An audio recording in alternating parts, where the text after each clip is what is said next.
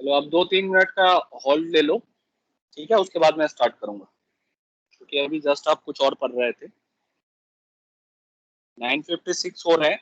अब ऑलरेडी चूंकि 5-6 मिनट ज्यादा हो गया, तो 1-2 मिनट से ज्यादा आप मत लीजिएगा, ठीक है। 58 पे मैं स्टार्ट कर लूंगा। Okay. Yes sir. Yes sir.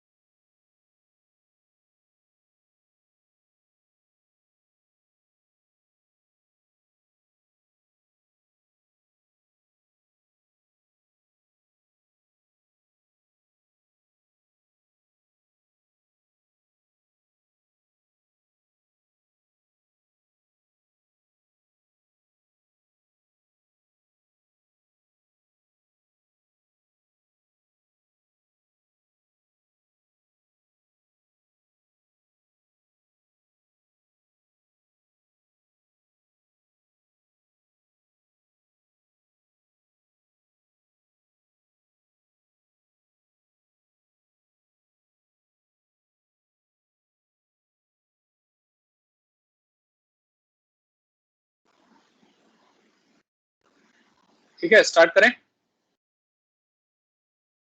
I think 10 minute extra हो गया है। प्लस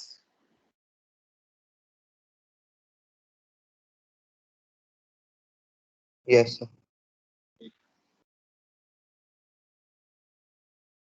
सर का भी सिलेबस मेरी तरह पीछे चल रहा है क्या? इससे पहले जो आप कंप्यूटर साइंस पढ़ रहे थे, वो भी सिलेबस काफी पीछे है क्या मेरी तरह? नो सर, तो वो डाउट पूछ लिया था, इस वजह से आपको टाइम।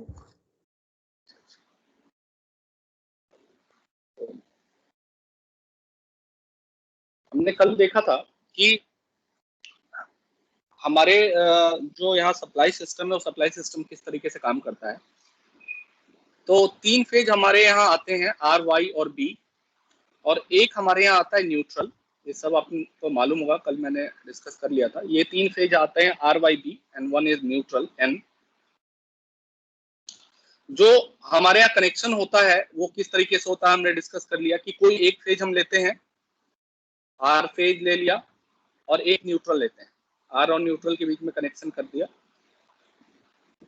ठीक है। फिर कोई एक फेज वाई ले लिया और न्यूट्रल से ले लिया कनेक्शन। फिर कोई एक फेज बी ले लिया और न्यूट्रल से ले लिया कनेक्शन।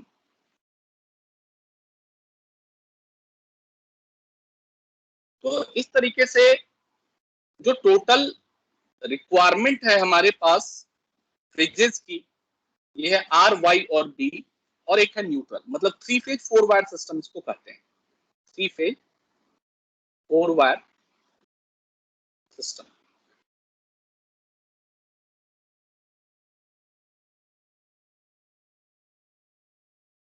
ठीक है, इस 3 फेज 4 वायर सिस्टम में ये आर, वाई, बी और न्यूट्रल, ये तो ये वाला पार्ट मैं पहले डिस्कस कर चुका हूं, अब इस पे टाइम इन्वेस्ट नहीं करते हैं। ये आर, वाई, बी और न्यूट्रल जो है वो आ कहां से रहा है, तो कहीं ना कहीं एक जनरेटर लगा होता है जो ये सारी चीजें सप्लाई करता है। ये तीनों phase, R phase, Y phase, B phase और ये न्यूट्रल, ये सारी चीजें सप्लाई करता है जनरेटर, उसको हम जनरेटर बोलते हैं। अब ये जनरेटर तीनों फेज में जो वोल्टेजेज हैं, इसमें ई आर है, इसमें ई वाई है और इसमें ईबी है, ये कैसे जनरेट करता है, ये देखने की बात है कि ये जो जनरेटर है जी जो है, ये तीनों में ई आर, ई वाई और ईबी कैसे जनरेट करता है और न्यूट्रल कहां से आता है। चलिए, तो नेक्स्ट टॉपिक में जाने से पहले एक चीज मैं डिस्कस कर लेता हूं। आप लोग को जो मैं ट्रांसफार्मर के लिंक्स भेज रहा हूं, आप लोग उसको देख रहे हैं या नहीं देख रहे हैं, पहले तो ये बता दीजिए कि देखते हैं या नहीं देखते हैं। देखते हैं, यस सर। ठीक है। और आपको कुछ उससे मतलब उसमें कुछ ऐसा लगता है कि डाउट रह जा रहे हैं या फिर क्लियर नहीं, और चूंकि सामने मैं जुड़ता हूं तो क्यू सेक्शन से तो आते हैं लेकिन एस से नहीं आते कोई। तो मैं नहीं कह रहा हूं जबरदस्ती कि आप फोर्सली जुड़िए उस फोरम पे, जरूरी नहीं है, बट मतलब उसका रीजन जानना चाह रहा हूं कि क्या वीडियो से आपके सारे डाउट्स क्लियर हो जाते हैं, इसलिए नहीं आते, या वीडियो नहीं देख रहे हैं, टाइम नहीं मिल रहा इसलिए नहीं आते, क्या उसकी वजह है, ये जानना चाह रहा सर अभी हूं। तो डाउट्स नहीं है उसमें। मतलब वीडियो आप देख रहे हैं उसमें आपको कोई डाउट्स नहीं लग रहे हैं, सर ठीक अभी है, कोई तक। बात नहीं। हाँ कोई बात नहीं, ठीक है, मतलब वही पूछ रहा हूँ कि अगर डाउट्स नहीं है तो क्यों जुड़िएगा, अननेसेसरी बात करने के लिए थोड़ी ना जुड़िएगा। डाउट होंगे तभी, वो समय ही इसीलिए रखा गया है कि हाँ किसी को डाउट हो तो कोई जुड़े और ना हो तो ना जुड़े, कोई बात नहीं। मैं तो बस आपसे पूछ रहा हूँ कि क्या कोई प्रॉब्लम है या फिर वैसे है। अगर डाउट नहीं है तो कोई दिक्कत नहीं है ऐसा। तो एक तो ये चीज हो गई। दूसरा, मैं ट्रांसफॉर्मर तो चूंकि, चलिए वीडियो से अगर आप कह रहे हैं कि कोई प्रॉब्लम नहीं हो रही है और डाउट्स अच्छे से सारे उसमें क्लियर हो जा रहे हैं आपको, तो मैं कोशिश करूंगा कि कल एक लेक्चर ट्रांसफॉर्मर के ऊपर मैं रख लूं, जिसमें मैं इस चीज को मानते हुए डिस्कस करूं आपसे चीजें कि आप वीडियो देख चुके हैं और चीजें समझ चुके हैं। तो मैं उस एक लेक्चर में ही सारे कंटेंट रिवाइज करा दूंगा, ठीक रहेगा ना। मैं ट्राई करूंगा कि एक लेक्चर में ट्रांसफॉर्मर के ऊपर अरेंज कर पाऊंगा, ठीक है। Yes sir. तो अब हम देखते हैं जनरेटर किस तरीके से काम करता है, आप थोड़ा ध्यान दीजिएगा यहाँ पे।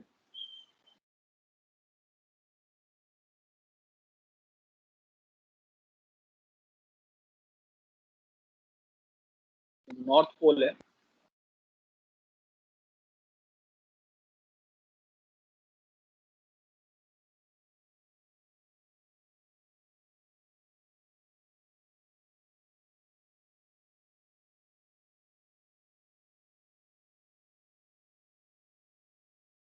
ये मैंने मैग्नेटिक पोल्स दो रखे हैं।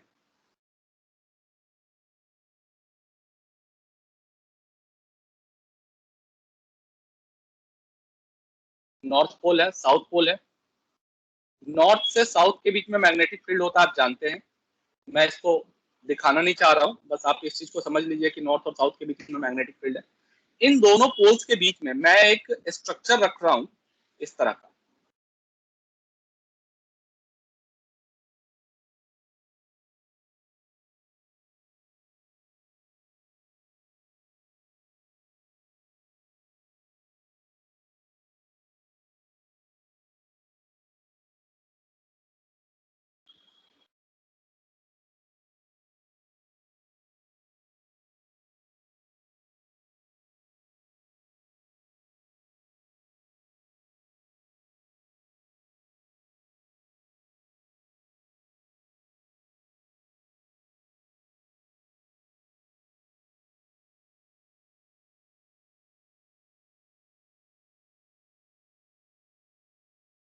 ये 3 क्वाइल मैंने प्लेस किए हैं यहाँ पे।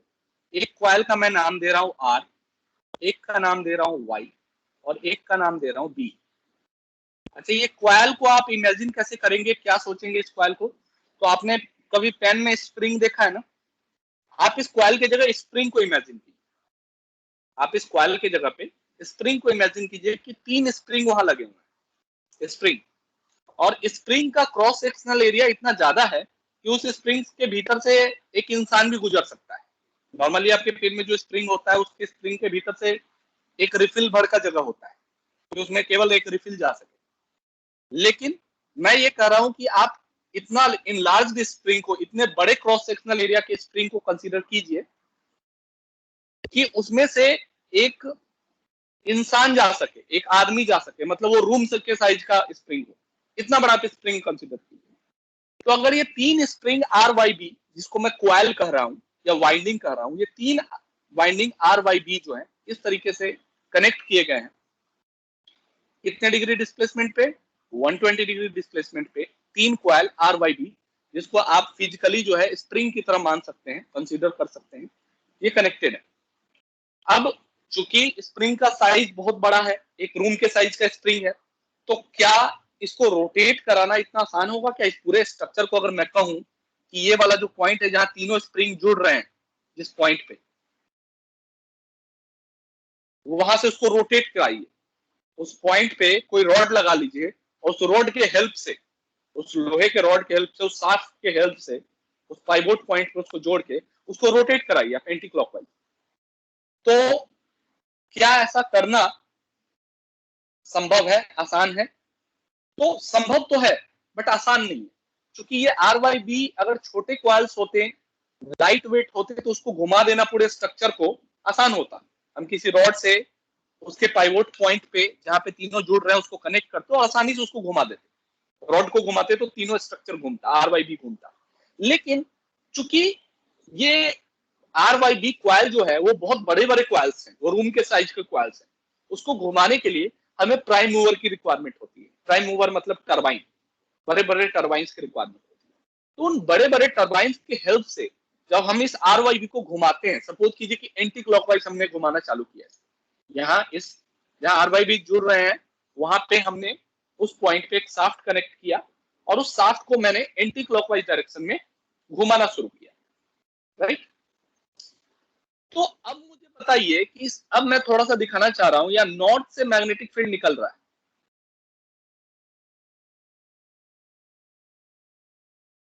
और एरो मैं लगा देता हूं, ऐसे डाउनवर्ड जा रहा है और साउथ में एंटर कर रहा है।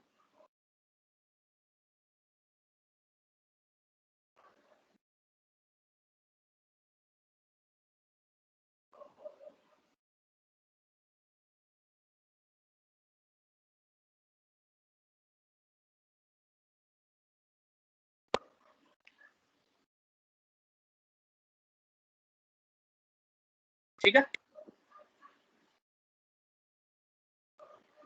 अब मुझे ये बताइए कि इस क्वाइल का अगर कॉन्फ़िगरेशन, आर्क का कॉन्फ़िगरेशन इस तरीके से है, आप इसके जगह स्प्रिंग को कंसीडर कीजिएगा, और यहाँ पे मैग्नेटिक फील्ड इस तरीके से इंसिडेंट हो रही है, तो आपको लगता है कि ये मैग्नेटिक फील्ड लाइंस क्वाइल के भीतर से होकर गुजर रही है या उसके पैरेलल निकल जा रही है, उनके टर्न्स के पैरेलल पैरेलल निकल जा रही है, या क्वाइल के टर्न के भीतर से होकर गुजर रही है? क्या लगता है इस आर्क, आर्क इस पोजीशन में, इस पोजीशन में?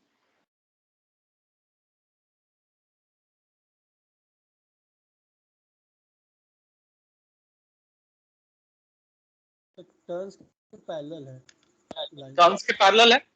अगर टर्न्स के भीतर से गुजर रहा होता तो ऐसे गुजर रहा होता, है ना?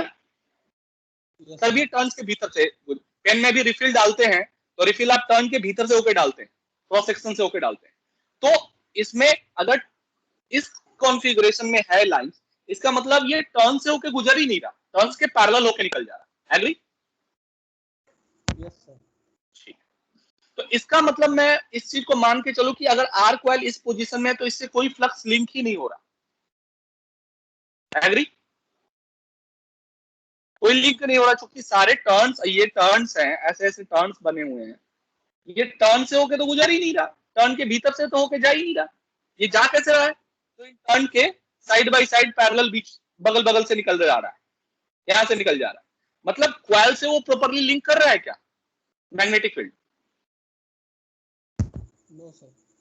नहीं कर रहा।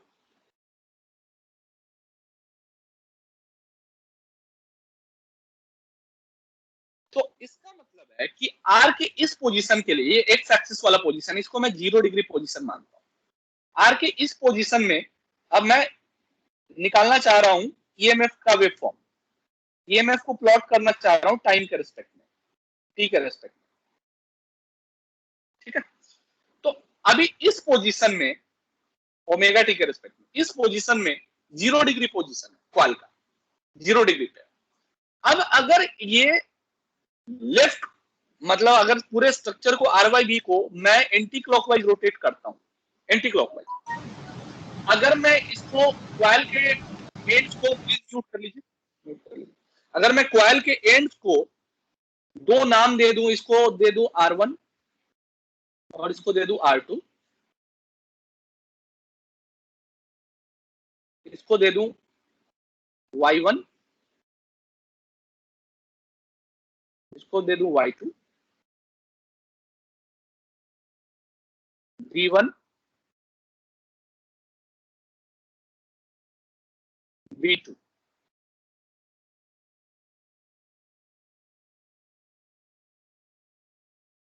ठीक है। तो अब मुझे बताइए कि अगर इस क्वाइल को मैं एंटी क्लॉकवाइज रोटेट कराता हूं तो क्वाइल का कौन वाला टर्मिनल, R1 या R2 में से कौन वाला टर्मिनल, कौन सा साइड इनको अप्रोच करेगा, R1 या R2? R1 अप्रोच करेगा। फील्ड लाइंस R1 में एंटर करेंगी और R2 से बाहर आएंगी। जब कब? जब R1 नॉर्थ को अप्रोच करेगा। तो जैसे जैसे ये क्वाइल R जो है नॉर्थ को अप्रोच करने लगेगा, एंटी क्लॉकवाइज घूमने लगेगा, मैग्नेटिक फील्ड्स का फ्लो इस R1 R2 क्वाइल के थ्रू बढ़ने लगेगा या घटने लगेगा? बढ़ेगा। बहुत कॉमन सा ऑब्जर्वेशन है, ये बढ़ेगा। जब मैग्नेटिक फील्ड बढ़ेगा और इस पोजीशन पे आके, ये कौन सा पोजीशन है, बिल्कुल यहाँ पे अगर आ जाएगा क्वाइल R1 R2 तो ये कौन सा पोजीशन है, कौन सा पोजीशन है? अगर 0 डिग्री था तो ये कौन सा पोजीशन है, 90। इसका मतलब 90 डिग्री पोजीशन पे, R1 R2 के 90 डिग्री पोजीशन पे क्वाइल के थ्रू मैग्नेटिक फ्लक्स जो है वो क्या हो जाएगा, मैक्सिमम हो। बट मैग्नेटिक फ्लक्स का डायरेक्शन कैसा होगा, R1 में एंटर करके कहां से लीव कर रहा होगा, R2 से लीव कर रहा होगा। तो जब R1 R2 जो है वो एंटी क्लॉकवाइज रोटेट करता है नॉर्थ की तरफ और नॉर्थ पोल को अप्रोच करता है, तो उसमें ईएमएफ की वैल्यू क्या होती है, बढ़ती है, क्योंकि फ्लक्स का फ्लो बढ़ रहा है जब नॉर्थ को अप्रोच कर रहा है।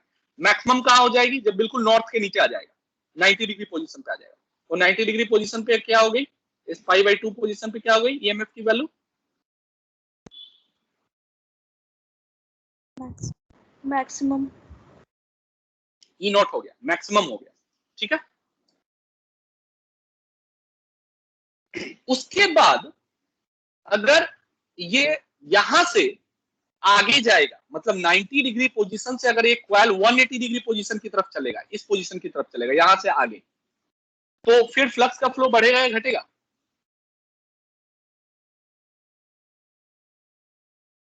अगर एक क्वाइल अब यहां से इधर की तरफ मुड़ना शुरू करेगा 180, घटेगा, और 180 पोजीशन पे आके क्या हो जाएगा, मिनिमम 0 हो जाएगा। जैसे जैसे 0 डिग्री पोजीशन पे था वही चीज 180 डिग्री पोजीशन पे हो जाएगा, तो 0 हो जाएगा। इसका मतलब है कि जब वो 90 से 180 की तरफ बढ़ना शुरू करेगा तो फ्लक्स का फ्लो गिरने लगेगा, तो ईएमएफ भी गिरने लगेगा और 180 पोजीशन पे आके हो जाएगा 0।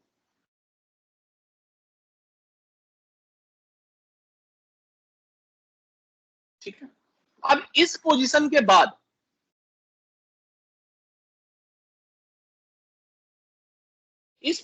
बाद जब ये क्वाइल इधर की तरफ बढ़ेगा, यहां इस पोजीशन को क्या कहेंगे, ये 180 था, ये वाला 90 था, ये 180 था, अब ये वाला पोजीशन क्या हो जाएगा जब साउथ के सामने आ जाएगा तो 270 तो जब 180 से 270 की तरफ बढ़ेगा क्वाइल, तो अभी देखिए कॉइल जो है वो इस तरीके से R1 R2 यहां आ चुका है। तो अगेन R1 R2 जो है साउथ पोल को अप्रोच करेगा और R1 जो है साउथ की तरफ होगा और R2 उसके पीछे होगा। R1 घूम के यहां आ जाएगा, साउथ के सामने आ जाएगा। तो अब बताइए, जब 90 डिग्री पोजीशन में था तो R1 में फ्लक्स एंटर करके R2 से बाहर आ रहा था, और जब वो साउथ के सामने 270 डिग्री पोजीशन पे आएगा तो फ्लक्स किधर एंटर करेगा, किधर से बाहर आएगा? R2 से एंटर करेगा, R1 से एग्जिट करेगा। इसका मतलब 90 डिग्री पोजीशन और 270 डिग्री पोजीशन में, दोनों ही पोजीशन में फ्लक्स तो मैक्सिमम फ्लो कर रहा है, कोई डाउट नहीं, 90 पे भी 270। लेकिन फर्क क्या आ रहा है? 90 डिग्री पोजीशन पे R1 में एंटर करके R2 से बाहर आ रहा था, और 270 डिग्री पोजीशन में R2 में एंटर करके R1 से बाहर आ रहा है। मतलब फ्लक्स का ओरिएंटेशन बदल गया। फ्लक्स लिंक दोनों जगह पे मैक्सिमम कर रहा था, 90 डिग्री पे भी और 270 डिग्री पे भी, बट फ्लक्स का ओरिएंटेशन बदल गया। अब जब फ्लक्स का ओरिएंटेशन बदल गया तो जब 180 से 270 की तरफ कॉइल बढ़ेगा तो फ्लक्स का फ्लो तो बढ़ेगा, तो फ्लक्स का फ्लो बढ़ेगा तो ईएमएफ भी बढ़ेगा, और 270 पे मैक्सिमम हो जाएगा, मतलब 270 पे ईएमएफ भी मैक्सिमम हो जाएगा। लेकिन 90 और 270 में फर्क क्या है? 90 पे भी मैक्सिमम था, 270 पे भी मैक्सिमम था, लेकिन 90 में, हाँ, 90 में R1 में एंटर करके R2 से बाहर आ रहा था, और R2 में एंटर करके R1 से बाहर आ रहा है। तो अगेन ईएमएफ बढ़ेगा, लेकिन अब पहले से उल्टे डायरेक्शन में बढ़ेगा, और 270 पे आके क्या हो जाएगा? मैक्सिमम हो जाएगा, 3π/2 में मैक्सिमम हो जाएगा। और अगेन 3π/2 से फिर 360 डिग्री 0 डिग्री पोजीशन पे आइएगा तो क्या हो जाएगा? फ्लक्स का फ्लो गिरने लगेगा और 0 डिग्री पोजीशन पे आके 0 हो जाएगा। तो यहां से ये आके घट के फिर 360 डिग्री पोजीशन पे 2π पे क्या हो जाएगा? 0। तो एक साइनसॉइडल वेव फॉर्म बन गया आर फेज का। क्लियर है? yes, तो इसका मतलब आर फेज के लिए अगर मैं वोल्टेज बनाऊं तो मैं कुछ इस तरीके से ड्रॉ करूं।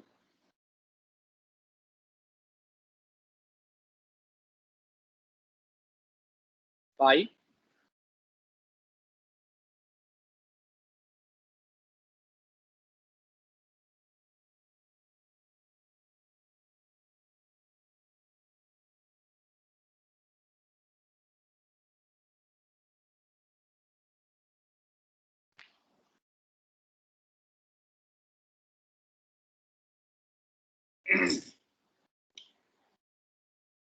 ठीक है। तो अब ये वेवफॉर्म है आर फेज का, मतलब इसको, इस वोल्टेज को हम कह सकते हैं ई आर। अच्छा, अब नजर डालिए वाई पे। आर के कितना पीछे वाई है? ये कितना डिग्री है?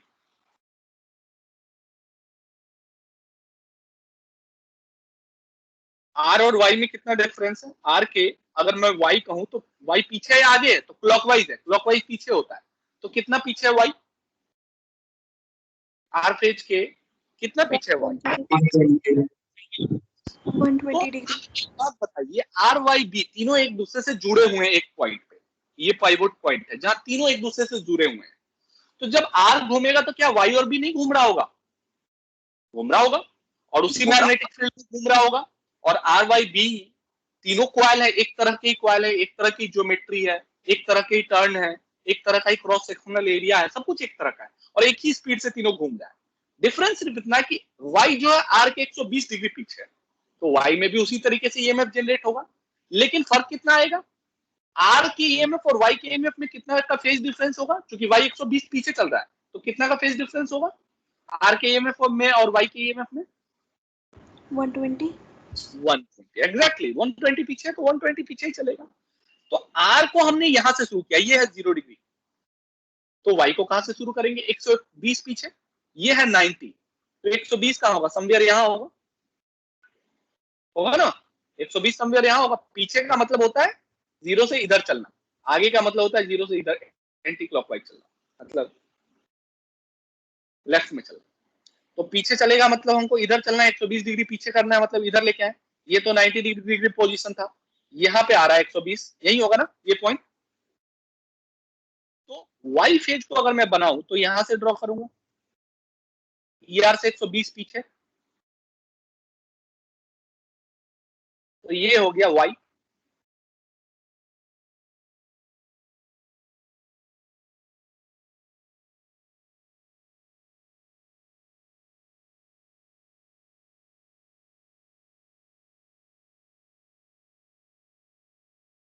ठीक है, अब B फेज की अगर बात करें तो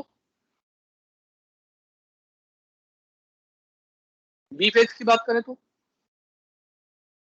B फेज Y फेज से कितना पीछे है?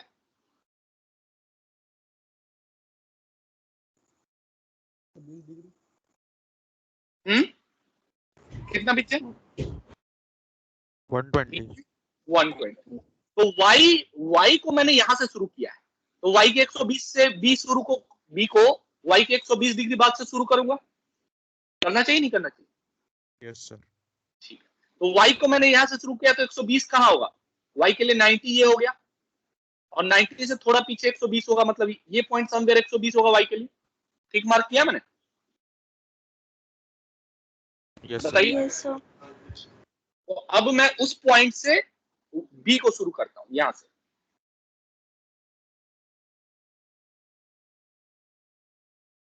ये हो गया EB।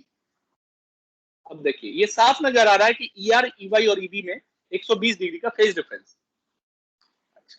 तो सबसे पहले ER हमने ड्रॉ किया, इसको, इसके 120 डिग्री पीछे, ये है 120, इसके 120 डिग्री पीछे EY को ड्रॉ किया, और उसके 120 डिग्री पीछे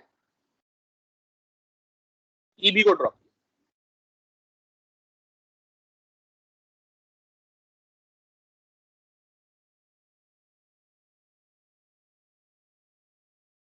उसके 120 डिग्री पीछे EB को ड्रॉ किया, राइट? तो ये 120 है और ये भी 120 है। आई थिंक यहां तक आपको क्लियर हो गया होगा। अगर मैं वोल्टेज वेवफॉर्म को सिनुसॉइडल फॉर्म में लिखना चाहूं तो what do you suggest? ER को आप क्या लिखेंगे सिनुसॉइडल फॉर्म में? Not sine omega T. Very good, exactly right. E not sine omega T, very good. ER के बाद EY उससे 120 डिग्री पीछे है, इसको आप क्या लिखना प्रेफर करेंगे? Omega T plus 120। प्लस या माइनस पीछे के लिए? Sorry sir, minus minus minus. E not sign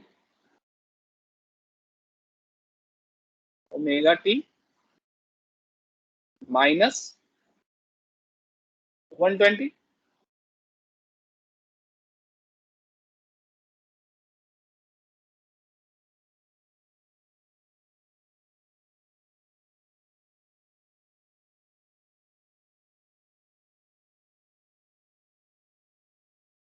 EB क्या हो जाएगा? E not sine omega T minus 240।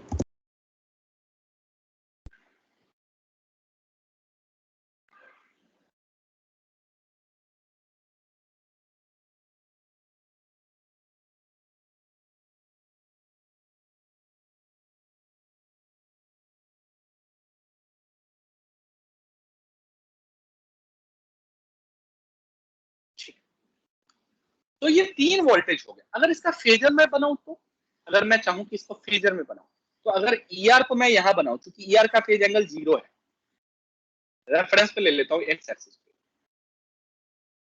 तो ER अगर यहां है तो EY कहां है?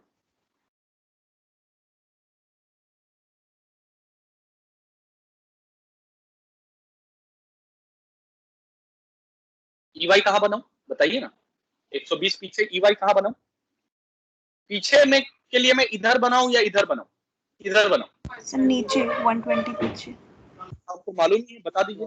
तो इसके क्लॉकवाइज बना देता हूं, EY यहां बना देता हूं। ये हो गया ER, ये हो गया EY।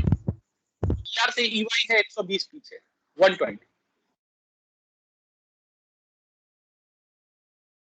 और EY के 120 पीछे, यहां से 120 120 पीछे।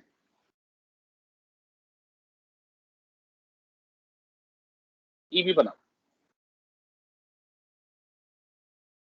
तो 3 वोल्टेज हो गए, ईआर, ईवाई और ईबी। ये फिगर पे दिखा दिया, ये साइनसॉइडल फॉर्म है और ये फेजर फॉर्म। अगर मैं तीनों का सम करूं, तीनों वोल्टेज को जोड़ूं, तो आपको कितना लगता है, कितना आएगा? अंदाजा पूछ रहा हूं, नहीं पूछ रहा हूं कि एग्जैक्टली बताइए। सर 0। नहीं सर, 0 नहीं होगा। कि 0 आएगा? तीनों वोल्टेज बराबर तो सेम नहीं है ना। मैग्नीट्यूड सेम है बेटा। मैग्नीट्यूड क्यों सेम नहीं होगा? फेज एंगल है तीनों में 120। ईआर है, देखिए मैग्नीट्यूड यहाँ सबका बराबर ही बनाया मैंने, देखिए सबका ई0 ही बनाया। और मैग्नीट्यूड सेम क्यों नहीं होगा? चलिए आप एक क्वेश्चन पूछ लिए तो इसको, मैग्नीट्यूड सेम क्यों नहीं होगा? तीनों वाइंडिंग है, तीनों में नंबर ऑफ टर्न सेम है, तीनों के लिए फील्ड सेम है और तीनों सेम स्पीड से घूम रहे हैं। तो जो ये सबका फेस एंगल डिफरेंट है। हाँ, जो ईएमएफ प्रोड्यूस होता है वो d∅dt होता है। तो d∅dt तो सबके लिए सेम है, क्योंकि फ्लक्स सबके लिए सेम है और नंबर ऑफ टर्न सबके लिए सेम है।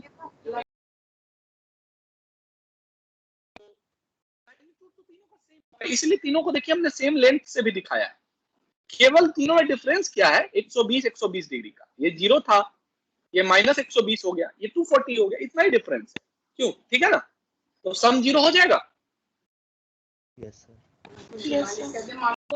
चलूं कि जहां तीनों फेज आर वाई बी तीनों एक जगह पे जहां जुड़ रहे हैं, जहां पे मैंने देखिए एकदम रेड कर दिया गोला को, एकदम डार्क रेड कर दिया उसको, वहां पे वोल्टेज की वैल्यू कितनी होगी? अगर 3 वोल्टेज थे ईआर, ईवाई और ईबी, जहां तीनों जुड़ेंगे, सम हो रहा है, वहां पे वोल्टेज कितना होगा? 0 होगा। इसमें कुछ सोचने की बात ही नहीं है। ये ईआर था, ये ईवाई था और ये ईबी है। तीनों जहां जुड़े जिस पॉइंट पे, वहां वोल्टेज 0 हो गया। और 0 वोल्टेज को हम ग्राउंड कर सकते हैं क्या? 0 वोल्टेज किसका होता है? ग्राउंड का।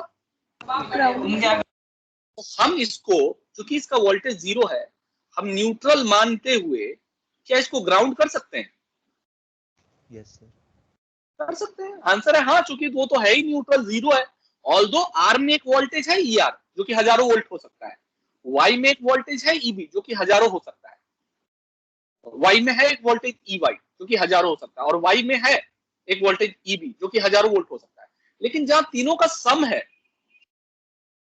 वो तो 0 है, वो तो न्यूट्रल है, वहां 0 वोल्टेज है। क्योंकि तीनों वोल्टेज का सम जो है वो जुड़ के 0 हो जाता है। ये आपने बता दिया मुझे। तो तीनों जुड़ के जो है वो 0 ही हो रहा है, सम 0 ही है। तो हम इसको न्यूट्रल मान के ग्राउंड कर देते हैं। अब देखिए आपके मोहल्ले में जो सप्लाई आ रहा था वो कैसे आ रहा था? देखिए यहाँ आर फेज से एक लाइन आ रही थी, ये इसको हमने आर फेज का नाम दिया। वाई फेज से एक लाइन आ रही थी, यहां से वाई आ रही थी, इस वाई फेज से, ये हो गया आपका वाई फेज। और बी फेज से एक लाइन आ रही थी, ये हो गया आपका बी फेज। और यहां से न्यूट्रल आ रहा था। तो टोटल कितने फेज हो गए? आर, वाई, बी और न्यूट्रल, यही हो गया ना? Yes sir. अब देखिए पहले वाले फिगर पे आइए, अब देखिए इस फिगर पे आइए। एक फेज था आर जिसमें वोल्टेज था ई आर, एक फेज था वाई जिसमें वोल्टेज था ई वाई, एक फेज था बी जिसमें वोल्टेज था ई बी, और एक था न्यूट्रल। और सब कहां से आ रहे थे? जनरेटर से आ रहे थे। देखिए यहाँ है जनरेटर आपका, देखिए जनरेटर से एक फेज आर आ रहा है, एक वाई आ रहा है, एक बी आ रहा है। आर का वोल्टेज है ई आर, वाई का वोल्टेज है ई वाई और बी का वोल्टेज है ई बी। ठीक है, डन। Yes sir. न्यूट्रल कहां से लिया? तो जहां तीनों मिल रहे थे वहां से न्यूट्रल ले लिया। तो आपको न्यूट्रल का भी पता चल गया कहां से न्यूट्रल आ रहा है। तो यहां पे आपके कॉन्सेप्ट्स, आपको मैं कुछ चीज बताता हूं। अभी इमेज बहुत ज्यादा बल्कि हो गया। आर वाई बी में ई आर, ई वाई और ई बी में कितना का फेज डिफरेंस है? ई आर, ई वाई और ई बी में कितना कितना का फेज डिफरेंस है? 120। तीनों का सम कितना है? 0। अब चलिए, अब मैं थोड़ा सा इसको सिंप्लीफाई और करता हूं। यहां तक तो आप समझ गए, वेव फॉर्म समझ गए। अब इस वेव फॉर्म में आप एक चीज देखेंगे ये एक 3 फेज सप्लाई है। अगर एक सिंगल फेज सप्लाई की आप बात करेंगे, देखिए यहाँ एक सिंगल फेज सप्लाई में ड्रॉ कर रहा हूँ। इस सिंगल फेज सप्लाई में आप देखेंगे, सपोज कि ये वोल्टेज है या करंट है या आई है या पावर है, कोई भी चीज है, सिनुसॉइडल है, इसमें एक साइकिल में कितनी बार जीरो वैल्यू आ रही है?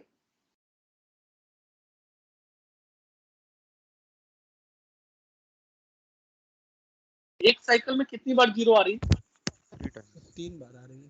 3 बार। वैसे तो 3 बार आ रही है, लेकिन चलिए ये ओरिजिन ही है, मैं इसको छोड़ देता हूं, मैं वैसे भी नॉमिनल काउंट कर लेता हूं। 2 बार तो आ ही रही है। Yes sir. ओरिजिन है तो चलिए मैंने माफ किया, चलो भाई तुम तो ओरिजिन हो, वहीं से शुरू हो रहे हो, तो चलो उसको छोड़ो। बाकी अब तुम शुरू होने के बाद बताओ, तो एक साइकिल में 2 बार तो ले ही रहे हो तुम जीरो। इसका मतलब, और आपके घर में जो सप्लाई होती है उसकी फ्रीक्वेंसी कितनी है? 220 फ्रीक्वेंसी, वोल्टेज नहीं, फ्रीक्वेंसी। 50 हर्ट्ज। 50 हर्ट्ज। 50 हर्ट्ज का मतलब है कि एक सेकेंड में 50 बार ऑसिलेट होता होगा। Number of cycle completed in unit time 1 second, मतलब एक सेकेंड में 50 बार ऑसिलेट होता होगा आपके घर का वोल्टेज या करंट, तभी ना 50 हर्ट्ज फ्रीक्वेंसी होगी उसकी। 50 हर्ट्ज का क्या मतलब? Number of cycles completed in unit time, मतलब एक सेकेंड में 50 साइकिल कंप्लीट कर रहा है, तभी तो उसकी फ्रीक्वेंसी 50 हर्ट्ज है। तो अगर एक सेकेंड में 50 साइकिल कंप्लीट कर रहा है और एक साइकिल में 2 बार वैल्यू जीरो हो जा रही है, तो एक सेकेंड में कितनी बार वैल्यू जीरो हो रहा है? एक सेकेंड में कितनी बार वैल्यू जीरो हो जा रही है वोल्टेज और करंट की? 100 बार। जितने भी अप्लायंस चल रहे हैं उसको एक सेकेंड में 100 बार जीरो वोल्टेज, जीरो करंट, और अगर प्योरली रेसिस्टिव है तो जीरो पावर मिल रहा है। एक सेकेंड में 100 बार, तुम सोचो, कैन यू इमेजिन? एक सेकेंड में 100 बार कितना होता है? Just a second and 100 times वो जीरो हो गया, वोल्टेज भी करंट भी। लेकिन चूंकि एक सेकंड में 100 बार इतना छोटा फ्रैक्शन ऑफ टाइम है कि कंटिन्यूटी पे कोई फर्क ही नहीं पड़ता। फैन चल रहा है तो चल ही रहा है, टीवी चल रहा है तो चल ही रहा है। ट्यूबलाइट अगर एक सेकंड में 100 बार ऑन ऑफ हो जाए तो आपको ऑन होता और ऑफ होता दिखेगा क्या? No sir. फैन अगर एक सेकंड में 100 बार ऑन ऑफ हो जाए, एक सेकंड में ऑन ऑफ होता वो दिखेगा, लेकिन एक्चुअली वो हो रहा है, बट अपने इनर्शिया के कारण वो आपको दिखता नहीं है, वो कंटिन्यूटी मेंटेन रहती है, क्योंकि एक सेकंड में 100 बार इतना छोटा ड्यूरेशन, इतना छोटा फ्रैक्शन ऑफ टाइम है। तो समझ गए? लेकिन अगर आप 3 फेज सप्लाई की बात करें तो 3 फेज सप्लाई को मैं पूरा करता हूं। इस वेव फॉर्म को देखिए, मैं थोड़ा सा पूरा कर रहा हूं, कंप्लीट कर रहा हूं। It will something look like this. इस वेव फॉर्म को भी, ईवाई वाले फॉर्म को मैं पूरा कर दे रहा हूं। अब देखिए, इसको जब आप पूरा करते हैं तो इस तरह का वेव फॉर्म आता है निकल के। अब बताइए, इस लाइन पे कोई भी ऐसा पॉइंट ले लीजिए जहां आर की वैल्यू जीरो है, यहाँ आर की वैल्यू जीरो है, यहाँ इस पॉइंट पे आर की वैल्यू जीरो है, तो आर की वैल्यू जीरो है तो वाई का कोई ना कोई वैल्यू यहाँ निकल के आ रहा है, बी का कोई ना कोई वैल्यू निकल के आ रहा है। जहां वाई की वैल्यू जीरो है, यहाँ वाई की वैल्यू जीरो है, तो यहाँ बी का कुछ ना कुछ वैल्यू निकल के आ रहा है, आर का कुछ ना कुछ वैल्यू निकल। ऐसा कोई पॉइंट है आपको मिल रहा है जहां पे करंट जीरो या वोल्टेज जीरो इफेक्टिवली? कोई पॉइंट मिल रहा है? बताइए कोई पॉइंट लेके मैं देखता हूँ। ये ओरिजिन पे भी देख लीजिए, यहाँ पे आर जीरो है तो यहाँ पे ऑफकोर्स बी की कुछ ना कुछ वैल्यू निकल के आ रही है और वाई की भी कुछ ना कुछ वैल्यू निकल के आ रही है। तो कोई भी ऐसा पॉइंट है जहां पे वोल्टेज या करंट जीरो रह रहा है 3 फेज सप्लाई में? लेकिन सिंगल फेज सप्लाई में एक साइकिल में 2 बार है, सेवरल पॉइंट्स है, मतलब एक साइकिल में 2 बार है। एक सेकंड में 100 बार ऐसे पॉइंट आएंगे जहां वोल्टेज जीरो हो जाएगा, करंट जीरो हो जाएगा। लेकिन 3 फेज में कोई ऐसा पॉइंट नहीं आएगा जहां वोल्टेज जीरो या करंट जीरो या पावर जीरो। एक कांस्टेंट वोल्टेज है, कांस्टेंट करंट, कांस्टेंट पावर है। जहां आर जीरो है वहां वाई और बी की कुछ वैल्यू है, जहां वाई जीरो है वहां वहां आर और बी की कुछ वैल्यू है, जहां बी जीरो है वहां आर और वाई की कुछ वैल्यू है। ठीक है, दिख रहा है ये आपको? एग्री? तो ये डिफरेंस है सिंगल फेज और 3 फेज में। ये मैं आपको बाद में यूटिलाइज करूंगा इस कॉन्सेप्ट को आगे, कि सिंगल फेज में several times voltage current zero हो जाता है और 3 फेज में कांस्टेंट रहता है, कभी भी जीरो नहीं होता। इसके क्या एडवांटेज डिसएडवांटेज वो मैं डिस्कस करूंगा। अब मैं इस डायग्राम को थोड़ा सा और साफ कर लूं। यहाँ तक तो समझ में आ गया होगा आप लोगों को? Yes sir. सर सप्लाई तो सर एक ही फेज आती होगी ना सर, तीनों फेज एक साथ आते हैं? नहीं, वो बताऊंगा ना अभी। सप्लाई घर में एक ही आती है। फेज आपको मैंने ये चीज आपको यहाँ पे बताई थी ना, ये चीज तो बताई थी कि तीनों फेज आते हैं। आर वाई और बी, आर भी आता है, वाई भी आता है, बी भी आता है, न्यूट्रल भी आता है, लेकिन आपका घर किसी एक फेज और न्यूट्रल के बीच कनेक्ट होता है। फिर किसी दूसरे का घर किसी एक फेज और न्यूट्रल के बीच कनेक्ट होता है। आप तीनों घर को एक ही फेज पे कनेक्ट कर देंगे तो एक फेज पे लोड नहीं बढ़ जाएगा, उसका वोल्टेज गिर जाएगा उस फेज का। तो सप्लाई तीनों ही आते हैं, लेकिन कनेक्शन हम किसी एक फेज और के बीच में आते तीनों हैं। मोहल्ले में देखिएगा तीनों आते हैं, तीनों फेज आते हैं, देखा है ना आपने? तो सर हमारे घर में जो सप्लाई आएगी उसमें तो 0 हो जाएगा वो 100 टाइम्स वोल्टेज। होता ही है, होता ही है। आपके फैन को, टीवी को, बल्ब को, आपका ट्यूब एक सेकंड में 100 बार ऑफ हो जाता है, आपका फैन एक सेकंड में 100 बार ऑफ हो जाता है, आपका टीवी एक सेकंड में 100 बार ऑफ हो जाता है, लेकिन एक सेकंड में कोई 100 बार ऑफ और ऑन हो जाएगा तो ऑफ होता हुआ दिखेगा क्या? No sir. उसके बाद वो ऑन भी तो हो रहा है, वो आपको दिखता नहीं, वो आपको फील नहीं होता। जैसे चमगादड़ भी बोलता है, वेल भी बोलती है, लेकिन आपको सुनाई देता है क्या? नहीं, क्योंकि उनकी बोलने की फ्रीक्वेंसी आपके सुनने की फ्रीक्वेंसी से अलग है, आप उसको ऑब्जर्व नहीं कर सकते, ह्यूमन उसको ऑब्जर्व नहीं कर सकते। तो बहुत सारे ऐसे वेव्स हैं, फ्रीक्वेंसी है जो आप सुनने या सेंस करने के लिए डिजाइन नहीं है, नेचर ने आपको डिजाइन नहीं किया उसके लिए, है ना? तो उसी तरीके से अप्लायंस से आपके घर में वो 100 बार ऑफ हो रहे हैं, बट हम ह्यूमन उसको लाइव ही देखते हैं, वो आपको फील नहीं होगा। एक सेकंड में 100 बार इतना छोटा फ्रैक्शन ऑफ टाइम है जो आपको कंटिन्यूटी में फर्क आता नहीं दिखेगा। ठीक है, तो अब उस डिस्कशन को आगे लेके चलते हैं। अब आप डिस्कशन को कोरिलेट कीजिएगा। देखिए इतनी चीजें मैंने डिस्क्राइब करके इसलिए पढ़ा रहा हूँ, मुझे ये एक लाइन में भी मैं डेफिनेशन में लिखा सकता था, एक लाइन में लिखा, मैंने पूरा देखिए एक लेक्चर लगा दिया, 10-40 हो गए इसके जनरेशन को समझाने में। मुझे सिर्फ इतना बताना था कि E R, E Y, E B 3 voltage होते हैं और 120 डिग्री का फेज डिफरेंस होता है, इसको सप्लाई बोलते हैं, बैलेंस सप्लाई बोलते हैं। बस इतना ही बताना था मुझे आपके सिलेबस के हिसाब से। लेकिन देखिए मेरा सिलेबस ऑलरेडी इतना पीछे चल रहा है, पूरा एक लेक्चर इन्वेस्ट किया आपको समझाने में कि चीजें होती क्या है, क्योंकि आप इंजीनियरिंग कर रहे हैं, आपको चीजों की समझ होनी चाहिए, केवल पढ़ा हुआ नहीं होना चाहिए। तो आई थिंक आपको वो चीज कुछ समझ में भी आ रही होगी, तो आप डेली लाइफ से उसको कोरिलेट करेंगे, डेली लाइफ से हर चीज को जोड़िए। अब मैं देखिए 3 फेज बना रहा हूं, यहाँ ध्यान दीजिए।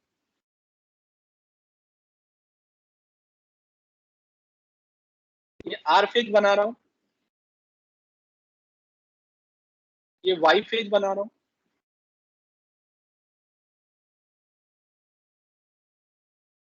थोड़ा सा ऊपर से बनाता हूं, जगह कम पड़ेगा।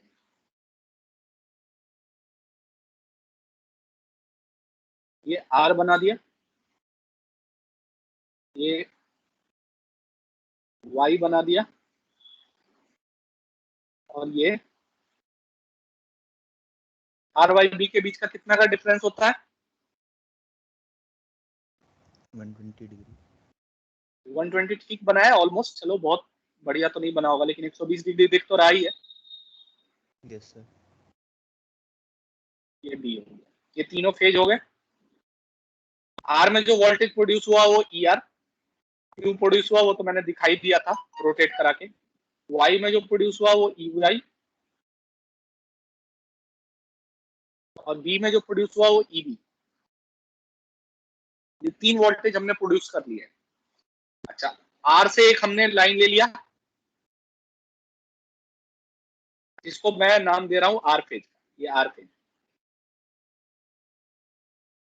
वाई से मैंने एक फेज ले लिया, वाई फेज, और बी से एक फेज ले लिया जो बी फेज है।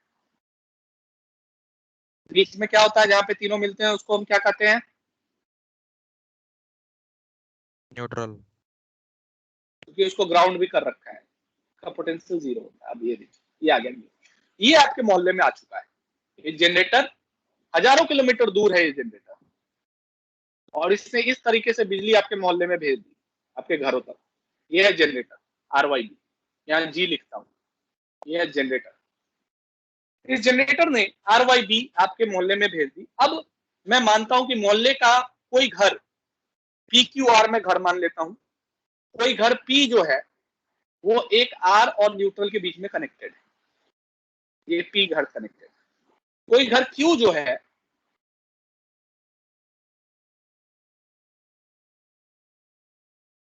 वो Y और न्यूट्रल के बीच में कनेक्टेड है, और कोई घर R जो है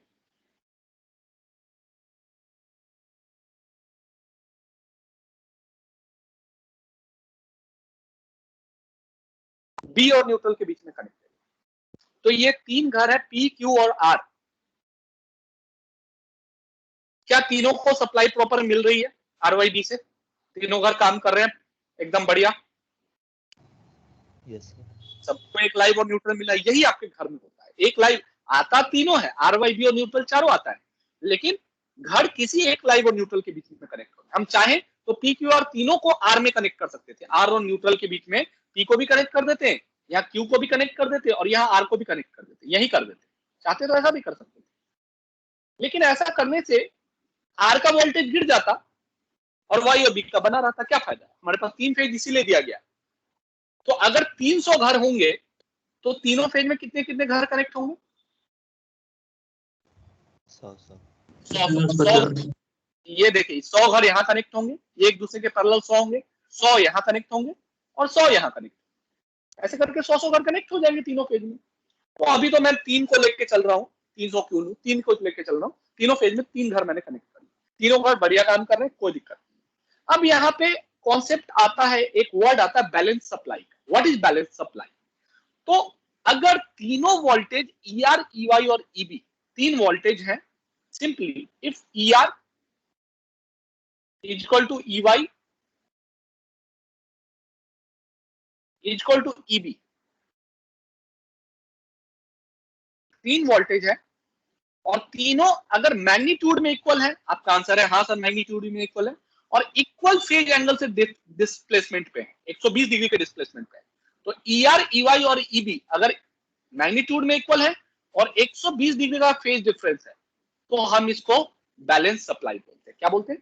what is called balance supply? तो if the three voltages ER, EY and EB are equal in magnitude and displaced by equal phase angle, that is 120 degree, then supply system is called balanced. तो अब balance supply का मतलब I hope आप लोग समझ गए होंगे। yes, अब मैं यहाँ पे आप लोग को ब्रेक रिक्वायर्ड है तो बताइए, मैं डेफिनेटली दूंगा। 5 मिनट का करें ब्रेक? Yes sir. ठीक है। अच्छा, ब्रेक में जाने से पहले मुझे एक चीज बहुत ऑनेस्टली बताइएगा, आप लोग का ऑब्जर्वेशन होगा, आप लोग स्टूडेंट हैं, लेक्चर के स्टार्ट में राजीव चौरसिया जी पढ़ा रहे थे, मैंने क्या इतनी गलत तरीके से इंटरप्ट किया है कि उनको इतना परेशान होने की जरूरत थी? क्या ये मेरी गलती थी?